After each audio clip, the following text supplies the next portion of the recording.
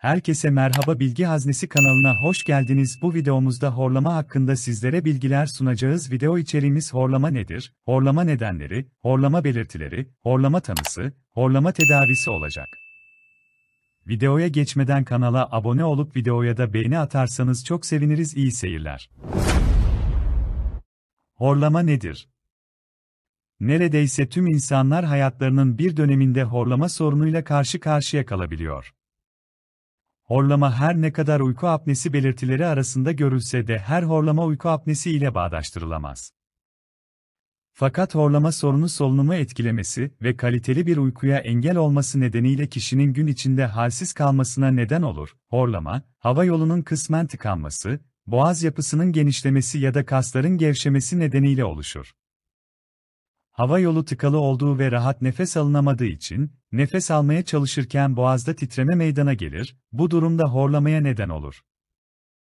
Yüksek perdeli bir horlama kişinin hem kendi uykusunun hem de çevresindeki kişilerin uyku kalitesini önemli bir derecede etkilemektedir. Eğer uykunuz sırasında veya horlarken nefesiniz duruyorsa, bu durum uyku apnesi ile ilişkili olabilir. Kendi kendinize horlamanız ya da yakın çevrenizdeki kişilerin horlaması rahatsız edici boyutlara geldiyse, bir doktora görünerek horlamanın altındaki yatan sorunları öğrenebilirsiniz. Horlama, üst solunum yollarından geçen havanın, boğaz bölgesinden geçişi sırasında yumuşak dokunun titremesiyle oluşan sestir. Uyku sırasında dil kökü, damak ve küçük dilin boğaz ile birleştiği alan bir miktar daralır. Hava yolunun daralmasına bağlı olarak nefes alıp verirken ortaya çıkan sesin şiddeti, solunum yolunun ne kadar dar olduğuna bağlı olarak farklılık gösterir. Yetişkinlerin yaklaşık olarak %45'i bazen, %25'i ise devamlı horlar. Horlayan kişilerin yaklaşık olarak %5'inde şiddetli horlama görülür. Çocukluk çağında ise, horlamanın görülme oranı %12 civarındadır. Horlama, var olan enfeksiyon hastalıklarının yarattığı etki ile artabileceği gibi horlamanın şiddeti, uyku pozisyonu, yaş ve kilo ile paralel olarak artar. Basit horlama olarak bilinen solunumun kesilmesine ya da uykunun bölünmesine yol açmayan horlama şikayeti, kişiye herhangi bir zarar vermez. Ancak bu durum evde birlikte yaşanan kişilerin uykusunun bölünmesine ya da uyku kalitelerinin düşmesine sebep olabilir.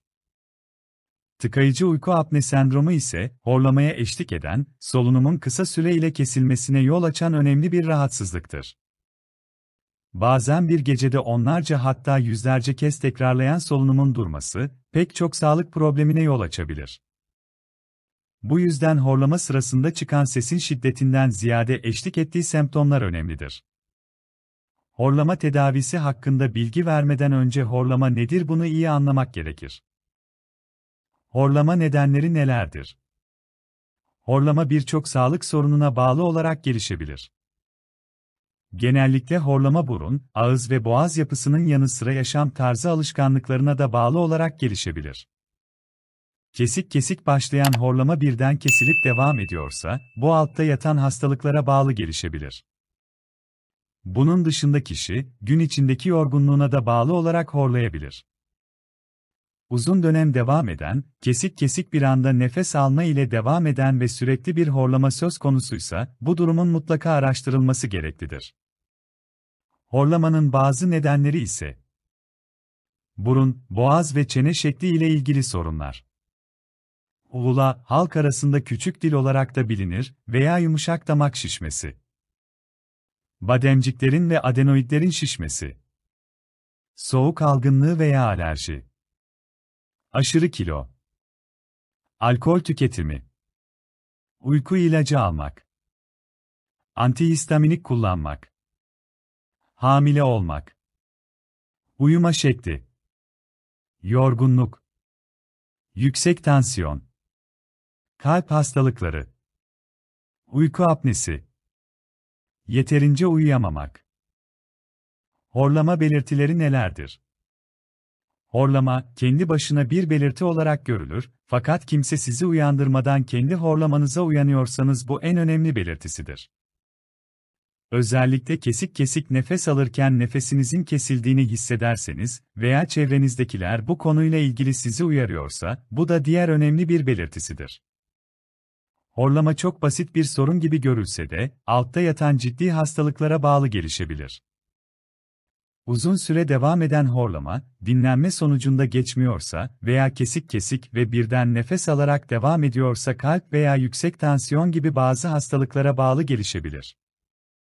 Horlamanın bazı belirtileri ise: sabahları hissedilen boğaz ağrısı, gün içinde yorgun hissetme, kan basıncını veya kan şekerini kontrol etmekte zorlanma, çarpıntı, uyumada zorluk çekme, geceleri nefes nefese uyanma, konsantrasyon bozukluğu, sinirlilik gibi durumlardır.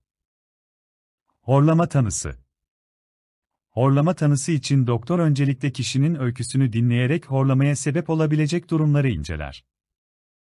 Yapacağı fizik muayene sonrasında testler isteyebilir veya gerekirse uyku laboratuvarında sizi bir gece gözlemleyebilir. Horlamanın kesin teşhisini koymak için aşağıdaki testlerden faydalanılabilir. Bilgisayarlı tomografi, BT taraması. Bu test, ayrıntılı kesit görüntüleri üretmek için ışını ve bilgisayar teknolojisini birleştirir. Manyetik rezonans görüntüleme, MR.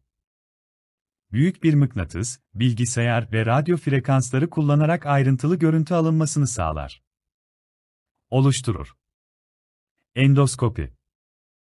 Burun deliklerinden bir endoskop, ucunda ışık ve kamera olan ince bir tüp yardımıyla girilerek solunum yolları incelenir.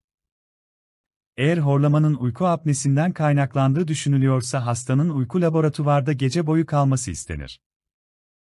Uyku laboratuvarında beyin dalgaları, kalp atışı ve nefes hareketleri kayıt edilir ve daha sonra doktor tarafından incelenerek tanı konulmasına yardımcı olur. Horlama nasıl tedavi edilir? Uyku sırasında solunumun kesilmesine neden olmayan bu tip horlamalar, uyku pozisyonunun değiştirilmesi, daha yüksek yastıkta uyunması, fazla kiloların verilmesi, hafif yiyecekler tüketilmesi, alkol ve sigara kullanımının bırakılması ve burun bandı kullanılması gibi çözümler de önlenebilir. Horlama nasıl geçer sorusuna verilebilecek en basit yanıt budur. Ancak tüm bunlara rağmen horlama şiddeti azalmıyorsa kişi kulak-burun-boğaz uzmanına başvurmalıdır. Hekim tarafından yapılan muayene ve ek tetkikler sonucunda horlamaya neden olan etkenler saptanır ve uygun tedavi düzenlenir. Bazı durumlarda multidisipliner bir yaklaşım ile ağız içi alet kullanımı önerilebilir.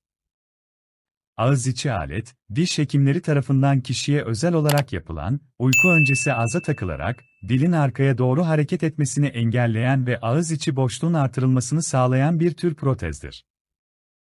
Bir diğer tedavi yöntemi de cerrahi operasyondur.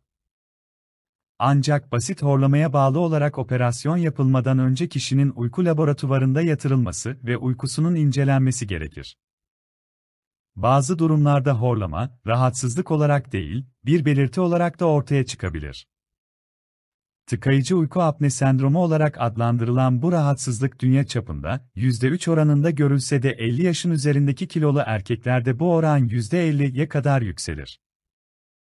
Uyku apnesi tedavi edilmediğinde kalp ve beyin damarları etkilenir.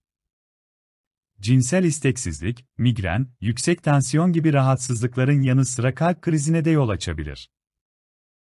İzlediğiniz için çok teşekkür ederiz. Video hoşunuza gittiyse like atarsanız çok seviniriz. Bu tür videoların devamı için kanala abone olup yorum kısmına çekmemizi istediğiniz içerikleri yazabilirsiniz. Hoşça kalın.